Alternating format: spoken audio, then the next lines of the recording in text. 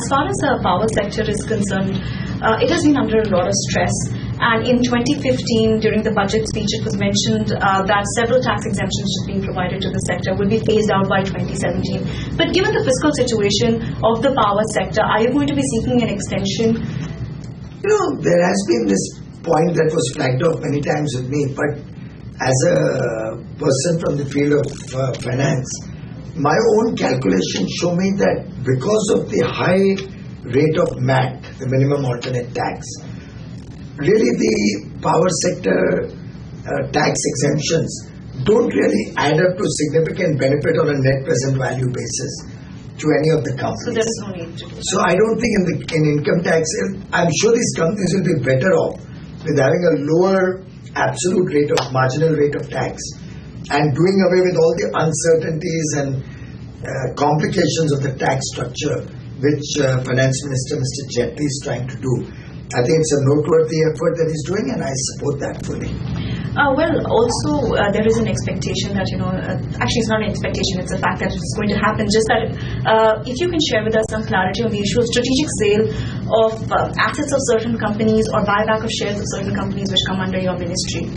We've had very successful disinvestments in the last 2 years.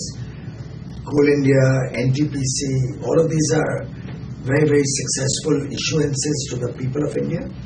And in the days to come, I think there's more potential. We've done PFC, we've done REC. And have you proposed, for instance, sale of certain power plants of PGCIL or of certain other countries? Well, power plants are owned by NTPC. Okay. And they are on a cost-plus mechanism so far. Very few which have come on competitive bidding. So there, it may not be proper for me to look at hiving off those assets. But PGCIL, the power grid, has assets which are amenable to a yield co type of structure or to an investment trust type of structure. They are lines which have already been developed and implemented. They earn a certain almost fixed rate of return on that investment, and they're ideally suited for monetization to bring back equity into the power grid company so that it can rapidly expand and serve the people with more transmission lines. And by when are you likely to hive off these assets? Is there a timeline that you're It's still at a conceptual thinking stage, and I'm sure we'll work on it in the days to come. But it's clearly an idea whose time has come. There is also a proposal to set up 5 UMPPs, a cabinet note is in the works. By when are you likely to take that to the cabinet? It was announced in the 2015 budget. But for certain reasons it was not possible. Our approach has been that we should go in for a great degree of stakeholder consultations when we take any policy decision. Right. Uday itself is a culmination of thousands of hours of discussion and debate and dialogue, because of which it has been so successful. When the bankers told me that the standard bidding documents of UMPPs are not really amenable to financing, we got a committee headed by a former CVC, Mr. Piyush Goyal, which also had former regulators, former bankers. They put in a lot of effort and a lot of stakeholder consultation, come out with a robust, bankable document. The cabinet is seized of it and should hopefully clear it in the next few weeks. And then at an opportune time, we'll start bidding out UMPPs across. But will it happen this fiscal, the bidding yes, process? I think so. We have to plan for the next 5 years. Right. I have just 2 more questions. One pertains to nuclear energy. The Manmohan Singh government had actually put everything at stake for nuclear energy. Right now, there is only about 2% of India's power needs which are met through nuclear energy, and there is a target to take it up to 5%. But I understand that states are not very forthcoming in giving land, given that there's skepticism surrounding leakages and security of these plants. Well, I can assure the people of India that this government will not take any chances when it comes to the safety and security of our people. We will take our people along with us should nuclear energy become a possibility. There are many states which are encouraging nuclear energy, and we value that encouragement.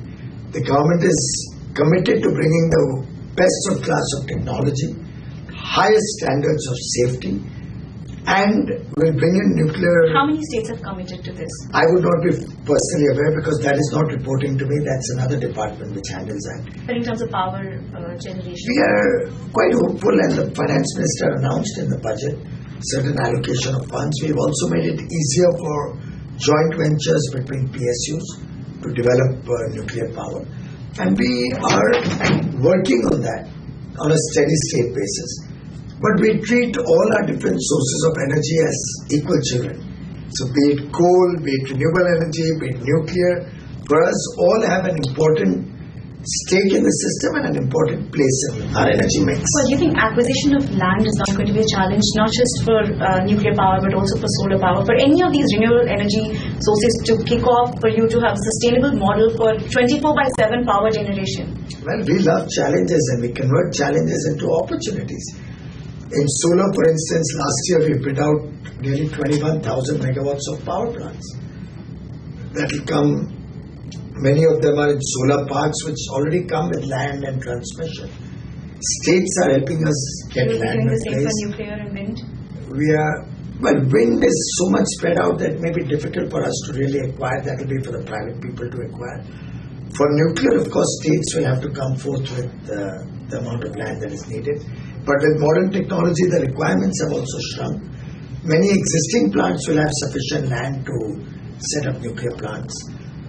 The important thing to note is that we are converting this challenge into an opportunity by helping people who own land in desert areas and barren areas which don't really yield agriculture and no income for those landowners.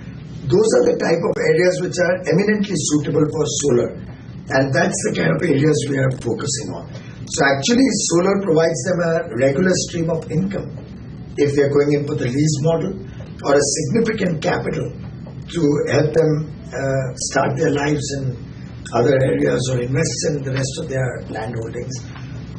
So really this solar development is not a challenge, but actually an opportunity to help lakhs and lakhs of people get a fair amount of income out of this program. But my last question to you, everything in this country, in India, is to some extent dependent on the monsoons.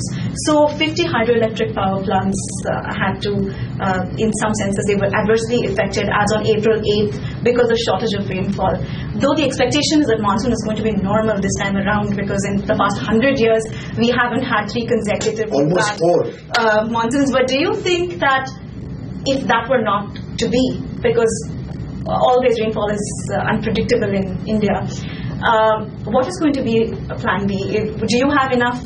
India will have no shortage of power. India has sufficient capacity to make up. Affordable power. Power is available. It will be very much affordable. In fact, we have sufficient coal reserves and we have sufficient thermal capacity, which will be able to make up for any shortfall of hydropower that the country may face. If at all there could be a slight problem, it would be in some certain regions where transmission may not be adequate to move power to those regions to make up for hydropower. Even in those regions, maybe gas could be kick-started, particularly the southern region, to help make up any shortfall. I don't personally see any shortage of electricity. On the contrary, we are encouraging states and requesting states to buy more power and meet the needs of the people of India 24/7. It's very expensive to buy. It's not a matter of just shortage. No, but now we have it on your mobile phone. You should keep it on your mobile phone. Sure. We have an app which is called Vidyut Prabha, which shows you the price at which power is available 24/7. So as we speak right now, the power is available across the country at under 3 rupees a unit across the country. Fair enough. And this is a regular phenomenon. It's not as if it's happened for the first time or it's something new. Now we are giving this information to the people at large to demand that their states start procuring power and serving them 24/7. Well, let's hope that the time right now in India is 1 o'clock in the morning. Right. And 23rd of April, 1 o'clock in the morning. And right now you have power available at an average price of 2 rupees 75 paisa per unit on this mobile app. And you name the part of India and I can tell you the price. Even in South India, Tamil Nadu, Kerala, Pondicherry, Andhra and Telangana, which at one point during critical periods used to buy power at as high as 12 and 15 rupees a unit. Power is available there right now at 3 rupees 32 paisa a unit. Well, that's wonderful, Mr. Goyal, and I really hope the states will be able to tap into the potential and the information that is available through this app. Thank you for your time. It was a pleasure talking to you. We were in conversation with Mr. Piyush Goyal, the Minister for Power, Coal and Renewable Energy. Thank you for watching.